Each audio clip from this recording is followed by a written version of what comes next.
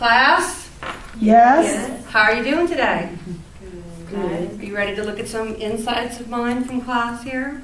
Yes. All right. So this is a visual that I put together, a lot like the one that you just saw of Katie's. It's got images and quotes, and what I'm going to do is I'm going to pass it around so that you can each have a very detailed absorption of what's going on while I read my insights. Please do not look at the back, because the back is strategies, and so we'll pass it around again for strategies. So let's start with Katie, and let's make a U, go around. All right. And just, I'm going to read you some of my insights that this relates to. One of my first insights was engaging others artistically was both rewarding and fun. And on the first teaching exercise that we were asked to give, I had my students draw pictures of who they thought they were in their past life. And it was really like very emotionally and psychologically rewarding for me. So on the page you'll see images of teaching art and engaging people artistically. Katie's interactive lesson on flexibility was engaging and stimulating. And there is an image of a woman doing yoga, like in sunset, and I think that being flexible, both physically and psychologically, is a huge part of being a teacher. That was really inspiring. Watching film clips and discussing pertinent points seemed constructive. And you'll also see images of some of the movies that we watched in class that I thought were really inspirational, like My Left Foot and Bobby Fischer. And I felt like that was also a good strategy that was used by Dixie as a teacher. Formal operational cognitive processes are fun and exciting. There's an image of Rodin's thinker. He's thinking, he's deep in thought. That kind of turns me on. But the biggest insights that I had, could you pass it to Dixie as well, please? Oh, yeah. So she can look at it. Discussion of gender roles and conditioning triggered anger and frustration for me. And you'll see an image in there of women, Afghan women in the military. Mm-hmm. And it should say Outlook Extreme underneath it.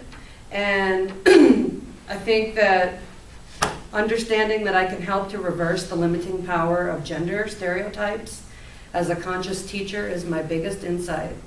Because I really think that gender roles and gender stereotypes are extremely limiting. And I think that kids are influenced by other kids in creating those stereotypes for their own lives, but they're highly influenced by parents and by teachers. And so the language that we use as teachers and the images that we show can all help to influence kids in a more positive way, to not limit themselves intellectually and emotionally by gender roles and stereotypes. So now everybody's had a chance to look at it. So you'll see, here's the movie clips, images from the movies we saw, and here it says, an easy call for an active life.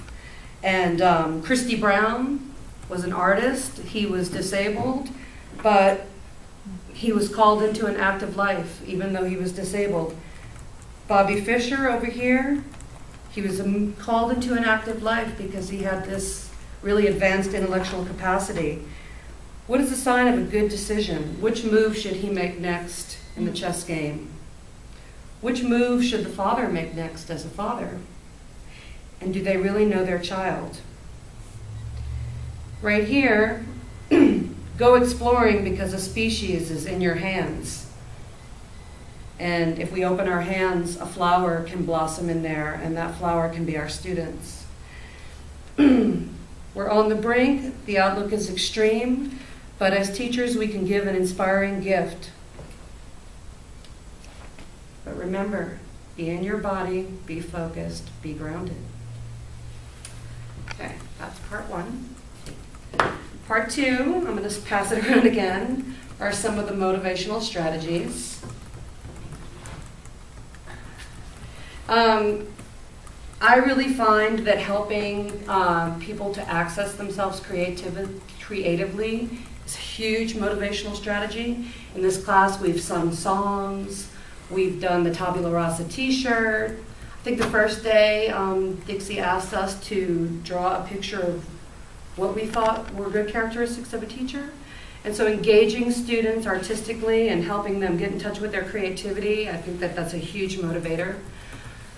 You'll see images of power teaching on this board. Power teaching is another big motivational strategy. Getting people excited, getting people enthused, getting people to stand up, call and response, the whole cheerleading aspect of it, it's huge. You'll also see images of getting in touch with students. It says, reaching students who are not, what does this say about the students? Reaching students who are not otherwise being reached.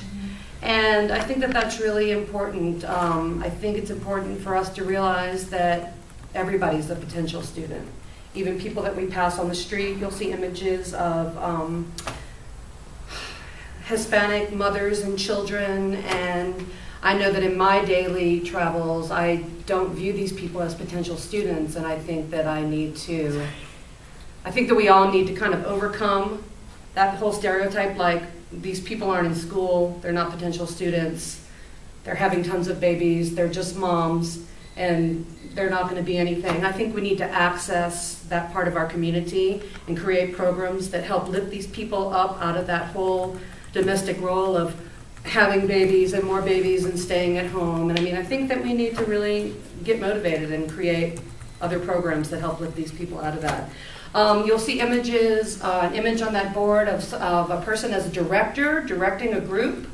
And I think it's important as teachers that we are directors of our group. Interaction is important, cooperation is important, but we need to lead the group. We need to get out there with the megaphone and send the message. So I think that being confident and just being confident in your own role as a leader is important, as motivation for yourself and as motivation for your students. So that's pretty much it. Did everybody get a chance to look? Does anybody have any questions? Where did you get all these pictures? It was from a teaching magazine? It looks like it. None of them came from teaching magazines. I got a lot of the images. I went to images of motivational strategies online. Wow. I cheated. They're really good. They are great images. And it's a good website, and they give you tons of images of teachers working in the classroom and different things used like in companies and office settings that help people get motivated and excited about learning, whether it's learning in school or learning in the office or learning in the environment. I'm also like kind of spiritual, and I have all these like spiritual magazines like Balanced Life and Psychic Reader, and I'm all about that. And so I really got into that, and National Geographic. Yeah, I love it. There you go. Let's all stay excited. Thank you. So you went to Google